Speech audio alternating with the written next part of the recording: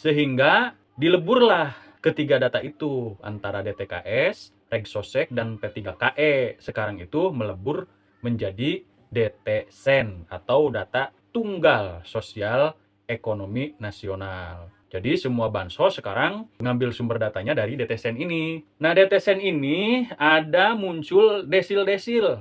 Apa itu desil? Desil itu adalah pembagian kelompok masyarakat berdasarkan tingkat kesejahteraan. Dari yang paling miskin hingga yang paling sejahtera. Ada 1 hingga 10 desil di DTSEN itu. Namun yang diprioritaskan menerima bansos itu hanya desil 1 sampai desil 5. Sedangkan desil 6 hingga 10 itu masuk kategori masyarakat menengah ke atas, sehingga tidak prioritas mendapatkan bansos. Masalahnya, siapakah yang menentukan desil itu? Nah, perlu kita ketahui bersama bahwa yang menentukan desil-desil itu adalah BPS atau Badan Pusat Statistik. Dari mana BPS mengambil datanya untuk menetapkan desil itu? Nah, ternyata BPS itu mengambil sumber data dari sekitar 16 kementerian dan lembaga yang terintegrasi datanya ke DTSEN. Ada yang dari Kemendiknas, dari Kemenag, ada yang Kementerian ESDM juga, ada Himbara, ada Korlantas Polri. Nah, ini menarik saudara. Sehubung dengan sekarang itu kan data kependudukan itu setiap penduduk mempunyai NIK, ya, nomor induk kependudukan. Nah, di DTSEN juga ini kuncinya adalah NIK, ya.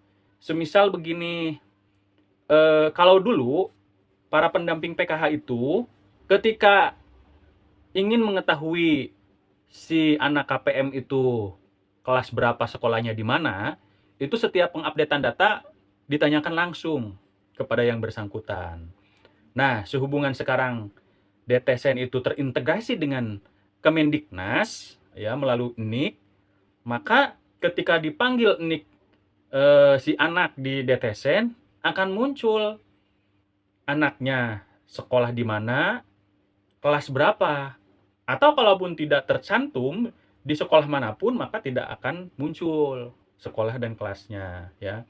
Begitupun dengan Kemenag. Kemenag juga kan ini untuk anak sekolah yang di bawah naungan Kemenag. Yang menarik lagi, ini terintegrasi juga dengan Kementerian ESDM, yang di dalamnya ada PLN, ada juga Pertamina. Nah, otomatis kalau berbicara PLN dan Pertamina, ini terkait daya listrik dan juga kepemilikan kendaraan, ya. Sekarang itu masyarakat nanti akan terdeteksi di rumahnya terpasang daya berapa listriknya. Dan melalui aplikasi My Pertamina juga akan terdeteksi NIK tersebut yang tercantum di DTSEN itu punya kendaraan roda 4 tidak, gitu kan.